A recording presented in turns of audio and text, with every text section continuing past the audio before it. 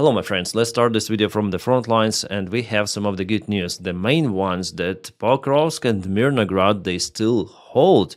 Ukrainian army is capable to defend those two settlements. Well, yes, Pokrovsk, as you may see, mainly it is in a gray area. However, for this hour, it is early to say that it is fully occupied or Ukrainian forces are being encircled fully, completely. No, it is not happening like that. Moreover, Ukraine today was successful in a small counterattack inside the central part of Pokrovsk. And there we have this flag, which Ukraine put on Pokrovskaya Mieska Rada. So that's the government building of entire Pokrovsk. That's the main square of this town. And if we click on the link, here we have the confirmation, geolocation, Ukrainian Armed Forces presence. That's the government building itself, and here is Ukrainian flag that was spotted today by some sort of the drone flying around. Ukrainian drone, obviously. Yeah, if we return back to the image, you might see that most of the buildings in Pokrovsk, they were devastated, half ruined or fully ruined. That is what is happening to all of the settlements that Russia gains or occupies. They're being just destroyed, ruined. Here we have the full video of the operation. The Ukrainian army is conducting also supplies in the area. Ukraine also tries to remove soldiers from Mirnograd and Pokrovsk. And here we have the details of this operation. Our soldiers commented that the infiltration group of the Russian soldiers were demolished, flat-lined in this part of the city. Yeah, actually not the city, but the town. After all, Pokrovsk is not that huge.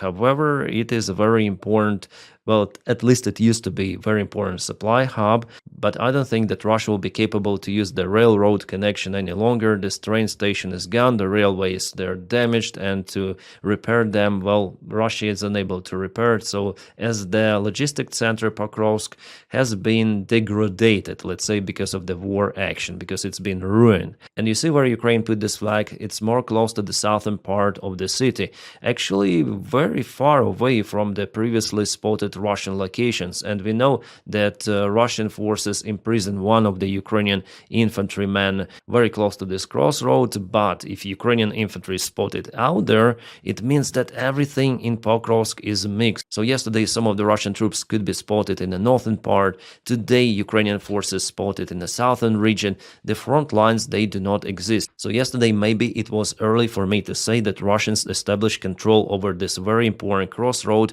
and this entire district, because it's crucial for Ukrainian supplies. There is one more crossroad more to the north, but I think that after all Ukraine is capable to use this one as well. And despite some of the Russian infiltration groups, Ukraine still tries to repel them. So we have actually good news from Pokrovsk today, and for the last 24 hours Russians were not capable to expand in territorial control in the city. Or the town, yeah, I always say city. So it was yesterday and it is today absolutely zero Russian advancement from Mirnograd, Pokrovsk.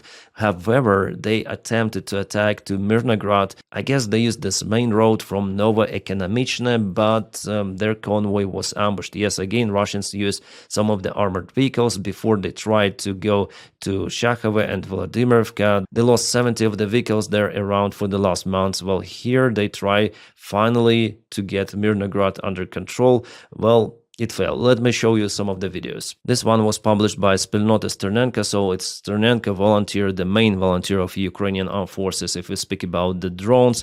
So here is the Russian Hunger BTR, or maybe BMP vehicle. I think it's BMP after all. Yeah, it has caterpillars, so it's BMP, maybe MTLB, and all of those vehicles, they were caputed. There were several of those stacked on the front lines. They tried to deliver infantry forces. Oh, some of the BTR there as well. Yeah, BTR, BMP, some other BMP, they stuck in the same place. It's kind of interesting. Is there a big pond there once again for the Russian armored vehicles? Wow, this is hell. It looks like they all went through the same bottleneck road, and for Ukrainian drone operators, of course, it's the best case scenario to concentrate all of the drone strikes in a single place. And as we witness here, the hunger protection of those vehicles, it doesn't play that crucial role. Ukraine still is capable to kaput them quite effectively. Yes, Ukrainian army has to waste lots of the drones to get through and to kaput the vehicle itself behind the square armor, but Ukraine shows that it is capable to do it quite effectively. Ukraine mastered the drone operations in Pokrovsk, in Mirnograd, and what Bild says today that Mirnograd is like fully encircled. Ukrainian army has to surrender, or Ukraine has to break through with heavy losses and fights. Well, it's not real for now, guys. The situation in Mirnograd is still, well, it's close to be very, very difficult, close to catastrophic, I would say. But still, Ukrainians control the settlement. Plus, Ukrainian army causes severe losses, absolutely, for Russians. Russians struggle there. They thought that they can occupy Pokrovsk in a matter of days. Yes, it could be like that, days or weeks. Finally, they will get Pokrovsk under control. But we see the new stage in Ukrainian resistance. So Ukrainian military command really does something, I would say, outstanding for the last 24 hours at least to somehow repel those Russian attacks. And today's flag in the central part of the Pokrovsk itself, it really shows that Ukraine has the resources in Pokrovsk. Yeah, now I understand that the main nature of this counteroffensive operation is to unblock Pokrovsk as wider as possible to get the forces out from Mirnograd and Pokrovsk itself and all of those villages in the south to save the lives of our defenders. It's the most important thing. The eyes of every sort of the independent journalist, military journalist and analytic are now focused on Pokrovsk. It is very important what is happening, and that's why in my videos I'm telling about Pokrovsk right away, because it's the main hotspot. And as for today, I showed you we have some of the good news, which is very, very encouraging. Yesterday I was a little bit depressed and even pessimistic about the situation in Pokrovsk, but with the news coming today, I have a great hope that Ukraine will be able to get the forces out without losses or with minimum losses. It is a very good sign what is happening today. And guys, as you know, I tell the truth. So for today, this is encouraging, really encouraging, guys, and yeah, motivating a lot. Seeing those kind of the pictures, of course, it's always great. And here I can show you the pictures of the ruined Russian vehicles, but I cannot show you the ruined Russian infantry forces because of the platform restrictions. But there was the image showing dozens of Russians lying at the same direction. It happened, I think, the day before yesterday. I mean, the actual attack, the photo was published today from the drone camera perspective. And guys, they were lying one on other near, very close, maybe altogether up to 100 of the Russian soldiers at the same place, like the field totally covered with their flatlined bodies. Guys, it is crazy what losses they have, and it doesn't matter on the size of the Russian army. They cannot sustain it forever, of course. Well, Putin may announce this, massive mobilization to the Russian army. He potentially may get like 2 million soldiers easily, but it's kind of unpopular step, and he still tries to avoid that one, and he is performing the hidden mobilization I already mentioned you before, but there is no variant for Russia to sustain those losses for extensive period of time. Absolutely. So there will be the moment for Russian army to really struggle. Yeah, we're gonna touch that topic a little later. Now let's go back to the front lines. Yep, really, it is not that far away from the front lines. Again, Donetsk Oblast, very close to the Donetsk city itself. Ukraine targets the Russian ammunition facilities. I would say very effective. Here we go. This ammunition already burns and sparks. Locals report about severe kaboom that happened at the place. Well, it is not a surprise that Russians are using Donetsk and Horlivka, those are the settlements very close together, as the main supply hub for their army group, also in Pokrovsk direction. So Ukraine tries to stop the Russian advancement not just in Pokrovsk and Mirnograd themselves, but also behind the front lines. And here, as it is reported, the Storm Shadow missiles were in operation. So that's why my friends from those countries who support Ukraine, well, guys, thank you so much for your kind support of Ukrainian army and your government. Sometimes they do a proper job, kind of restricted, limited. Ukraine still needs more ammunition, but support matters, yeah? And the weapons that Ukraine currently has, are awesome, and they're very effective, as you may judge on this screenshot. Yeah, the kabooms are happening there all the evening. It's already the chain reaction, the fire burns, and Russians cannot eliminate it. So there is the high chance right now that the Russian assaults will just slow down or bog down in Pokrovsk and Mirnograd.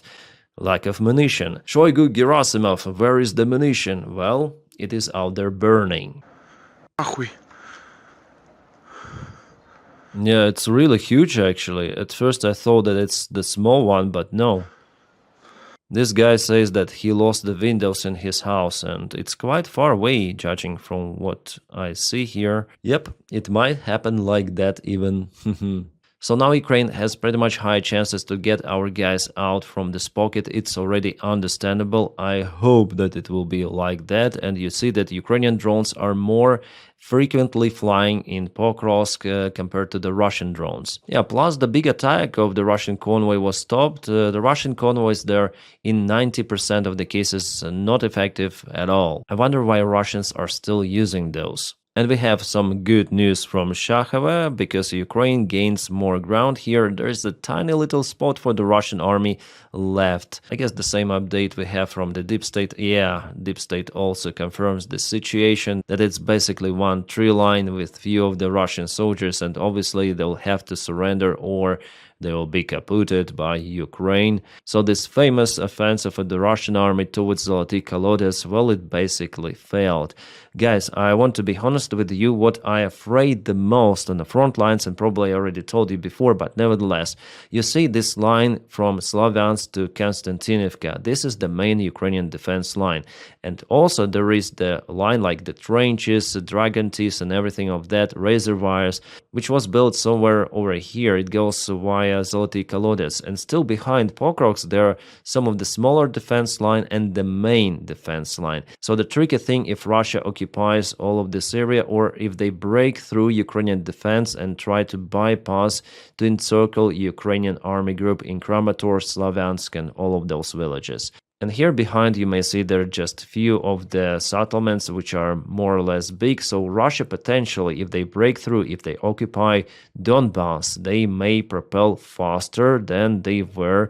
For example, from Avdiivka to Pavlograd, it took them almost 2 years.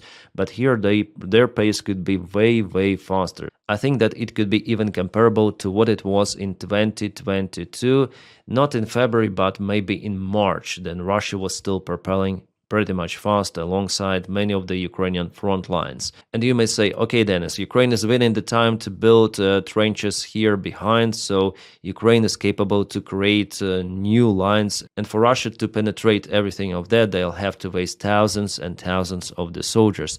I would agree with you, but there is one big exception nowadays. Russia changed the situation on the front lines, mainly because of the drones, yes, and also because of the aviation gliding bombs, which they use far behind the front lines. And now there are new modifications of those gliding bombs, and I believe that Russia will use those massively. They equip the Stunner bomb with a jet engine, and that bomb may fly for 200 kilometers. And just imagine how engineering forces could build those defense lines. Everything of that, this entire region of not just Donbass, but Kharkiv, Dnipropetrovsk Oblast, everything of that within the range of those gliding bombs. Iskanders are very expensive. Russia uses those occasionally, but gliding bombs with the small jet engines just to maintain the gliding profile, losing the altitude, but little by little. Well, the great power of Ukraine in this case under the risk, including the capital city of Kiev, because it is within the range if Russia starts to operate from their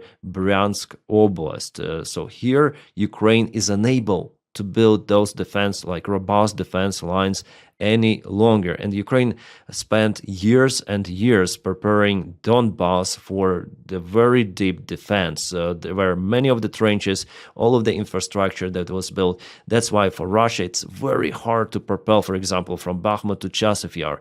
It was difficult for them to get Avdiivka under control. That actually was at the edge of the previous front lines with so-called DPR, yeah? But we know that this entire group is the Russian false flag operation. they acted with their own army. Nevertheless, Ukraine, even with the previous government, was building those defense lines for years, and that's why Russia is gaining the ground here in Dnipropetrovsk and Zaporizhia regions. So with the same pace, or maybe even faster, Russia could gain the ground in this area and also move to Pavlograd, to Kharkiv, maybe from the south. This region is the main defense that protects the entire part, this eastern part of Ukraine, so there's the great risk for it.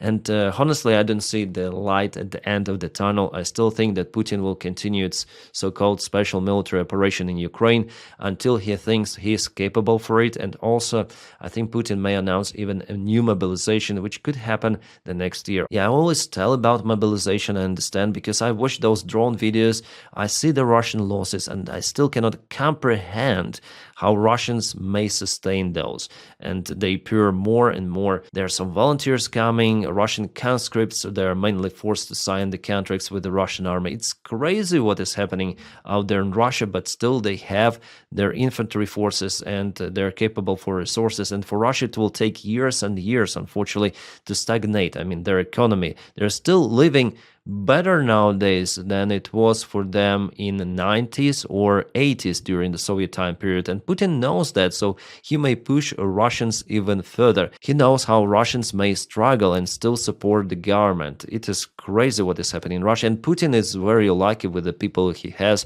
because they are not protesting that much.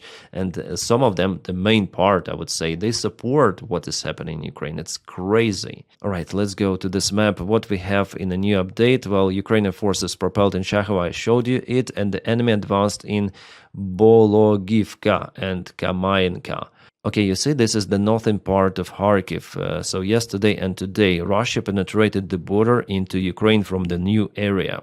Well, they did it from Milova before, and now Bologivka is the new hotspot. You see, Russia is very active in Kharkiv region. And why are they using their resources for the Kharkiv Oblast, occupying it? Why they advanced to Kupiansk? Because they didn't put this oblast into their constitution. So it's one more sign that Russia is interested not just in those 5 regions, including Crimea, yeah, but they also interested in Kharkiv, in Sumy region, in Dnipropetrovsk region, which they haven't put in their constitution, but still they attack there. And of course, Russia wants to occupy Dnipro, Zaporizhia, because if they cross the Dnipro River from those 2 settlements, it may give them the freedom to operate in this area, the right bank of Ukraine, and they may possess the threat to other countries around. Also Moldova, there's the threat will be for Kherson, for Odessa, Mykolaiv, for Kremenchuk, Kropyvnytsky, Cherkasy, and even Kiev. I think those are the main 2 goals for Russia, Zaporizhia and Dnipro, and they'll try their best to occupy those settlements. Yes, it might take them years and years, but if they take the main defense line of Ukraine from Slavyansk to Konstantinivka, well, it's gonna take them less of the time. I'm absolutely sure about it, because Ukrainian defense is not prepared that much in the Dnipropetrovsk region, and we see it on this advancement. Like, for example, if we go, let's say 2 months ago, yeah, in August the 1st, here you go. And now, today, wow, it's the fast advancement, I may count it. And still there is at least a single defense line that Ukraine built. That's why it's that slow. But here, no defense lines at all. So I think that Russia potentially may go fast over here. Point away from their position. Crew members jump out. The commander calculates coordinates. Data. Have you watched this video?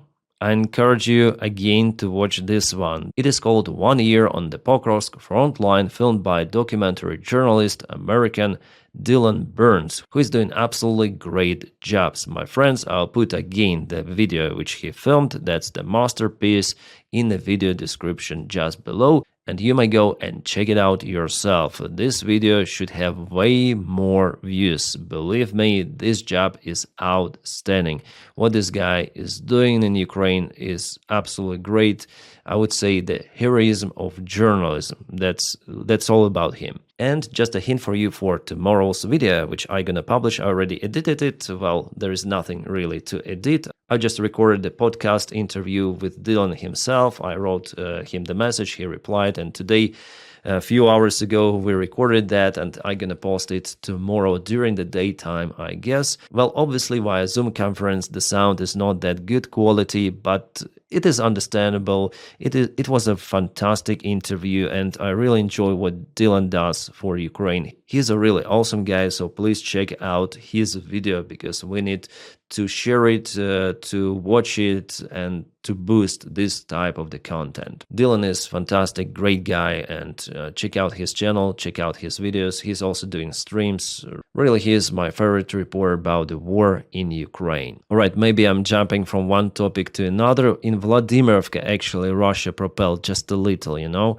Yesterday and today, they tried to advance now with infantry, but before they buried dozens of their vehicles, not thousands, dozens. It means close to 70 altogether. From all of the drone videos, I calculated the exact number. It's 74 of the vehicles. I'm just telling you around 70, so it's 74 the actual number. And now they changed for the infantry attacks, but as we know, those bridges are being cut. It was a very hilarious video. Then Russian motorcyclists went to the bridge and they stopped in front of it. The bridge collapsed before, but Russian military command sent us here. What should we do? And then Ukrainian drones struck them, and oh my god, that video was crazy. One of the craziest videos I ever seen actually for this war. I imagine how desperate those Russians were when they saw that the bridge actually collapsed long time ago. So very poor planning from the Russian military command, and they're even like Russian command is so incompetent. It's just crazy. And that is good. If Russians were more competent, they would have occupied Pokrovsk the last year. Then I mentioned that, oh, Russians probably could occupy Pokrovsk till the new year, but now it's gonna be the new year of 2026. Oh my god. Yeah, Russia is struggling actually. If we check out this timeline, yeah, and if you check out their losses, it's madness army what they do there, but they may allow those losses to happen because Russians are okay with those losses, and the Russian army command as well. And also in Privilia, Russia attacks. That's of course Dnipropetrovsk direction, very close to Zaporizhia. There Russia propels every day. Here I may admit that Ukrainian defense is kind of weak compared to Donbass, and Russia has all of the chances to advance to this river, and of course they will try to penetrate Ukrainian defense. Well, if that happens, Russians will have almost the free way to advance to Zaporizhia.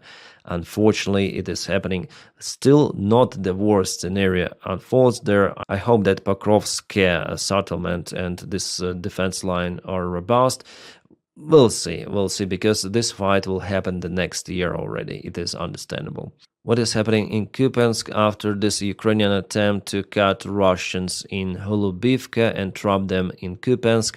Well, I haven't seen the further attempts, and judging on this military map update, yeah, there were no any more attempts for Ukrainian side to cut Russian supplies entirely. Just the second attempt, but was it successful or not? Hard to judge, really. Well, Ukraine lost the vehicle, at least one. There were two of the vehicles, actually. The next one continued the movement. Maybe it deployed troops in Golubivka, landed them there, but I'm not sure. Russians are not sharing those kind of the videos.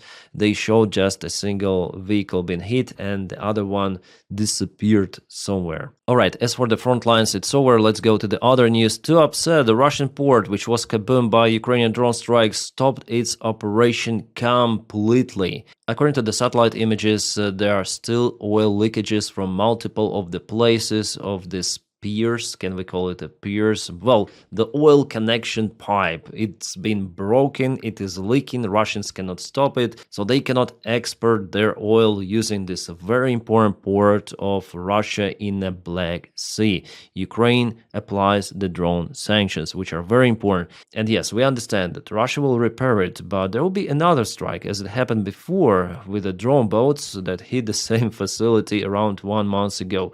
Here's one more strike. While Russians repair more and more, you will still be disturbed. And little by little, the Russian economy will be influenced. Yes, it's not the immediate action on Russia, but in a long-term scenario, Russia may struggle quite a lot. Unfortunately, guys, with the Russian size and knowing their resources, it might take years, as I mention in my videos all the time.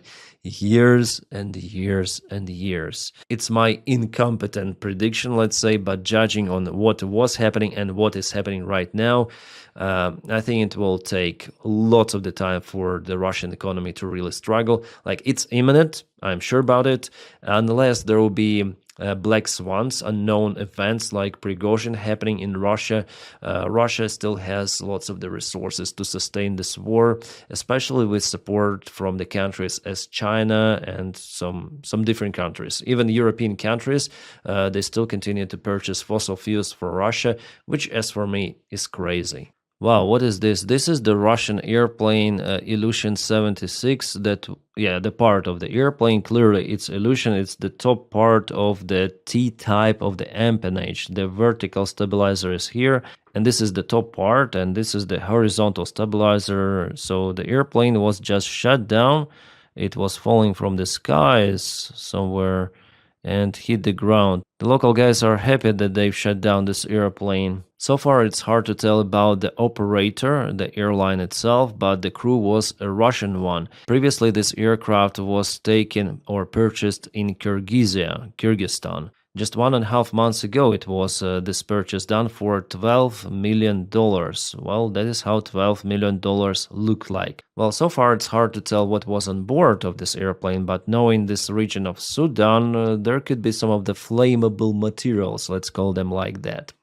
Yes, Russians sell their weapons. I guess they do it also for Venezuela, because 2 of the Ilyushin 76 aircraft, the same type, were flying to Caracas. I think the day before yesterday there was the last flight of the Russian cargo aircraft delivering allegedly some of the air defense systems to Venezuela like Panzer 1S and Buk. I do expect some of the escalation in that region against Venezuela probably as well, but I don't honestly think that Trump will start the full-scale invasion of Venezuela. I don't think it's kind of profitable and popular in the United States. For this reason alone, it's kind of the stupid idea, but Trump is unpredictable after all, so who knows, who knows. And by the way, about Russia and the United States of, so am I look like Putin? Yeah, that was funny. So here's Putin. He had the national security meeting today that Russia tries to escalate, even kabooming some of the nuclear bombs somewhere in the northern part of Russia. That is their so-called response on United States nuclear exercise. But Trump didn't say about any sort of the direct nuclear kabooms. He said about the mirror action, and I guess they already launched some sort of the ICBM somewhere, United States and Russia wants to escalate here.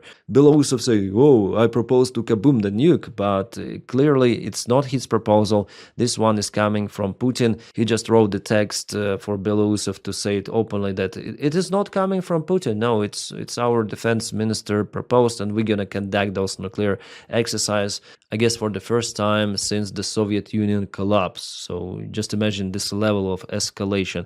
It is not good, guys, at all, but I'm sure that Russia will kaboom that nuclear bomb because Putin wants to pressure Trump, from what I see, really wants to pressure Trump. From one side, Dmitriev, who is so-called Russian economy ambassador in the United States and tries to make the deal with Vitkov, Donald Trump. So he proposes, prosperity for both Russia and the United States economy. But on the other hand, Putin, with help of his military circle, they threaten the United States of America. But we may like Donny, we may not like him, but he's not the guy who is threatened that fast, and he will resist. He will escalate even more if he doesn't really like that pressure. I believe that honestly, and he doesn't have Jake Sullivan as the national security advisor. Oh, please do not escalate. Please do not apply those sanctions against the Russian Lukoil and Rosneft because, oil prices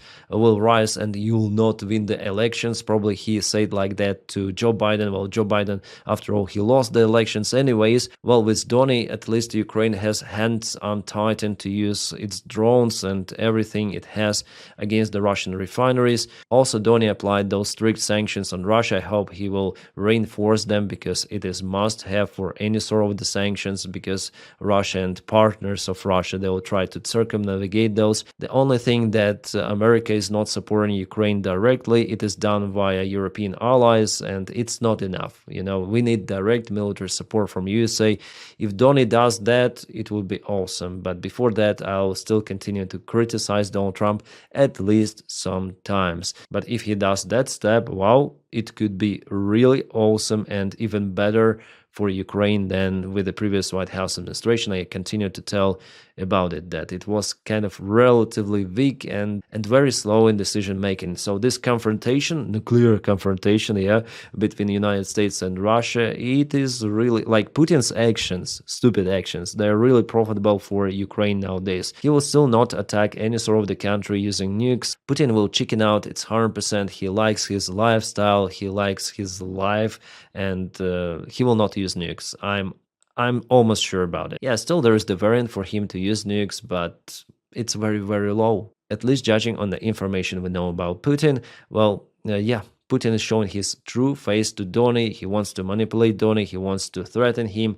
Donny doesn't like it. We see it, and it is good. The only not good thing is the real nuclear test that will just harm ecology. And in general, it's not good to kaboom nuclear weapons in the 21st century. Oh, it seems like the special military operation really goes according to plan. Russia started to put those kind of the towers around Moscow. Well, usually those are the platforms for the Russian air defense. Russians put them on top a little for them to see more. Usually they put Buk systems or Panzer 1S. Sometimes S-300, but kind of rarely. So Russians have to use their air defense systems to protect Moscow instead of protecting the front lines, which is kind of good. So Ukraine has even this kind of the profit in those strikes on Moscow region. And of course, from entire Russia, Moscow is the most protected. Putin wants Moscow to live more or less calm. But around 3 days ago, there were blackouts. I think it was on Halloween, when some of the Moscow districts celebrated it in the darkness, To avoid those kind of the cases, Russia wants to put more air defense. Everything to Moscow. Russian army, deployed to Moscow. Because Ukrainian army soon will be there in Moscow, at least with the drones. And guys, thank you so much for your kind support on Patreon. Without your support, my job wouldn't be possible. So those guys who do their investment into my job, thank you so much. And you may check out my Patreon with the Patreon link in the video description just below, or you may join the channel membership with the join button. Thank you again so much for your support. And if you don't have this opportunity to support me financially, or you don't want to, just press your like to this channel and subscribe for it. For this video, like for the video and subscribe for the channel. That is how it should properly sound. Because by doing it, you propel this video in YouTube algorithms, and you also help me a lot. My friends, as usual, I wish you all a peaceful sky wherever you are, and have a great time.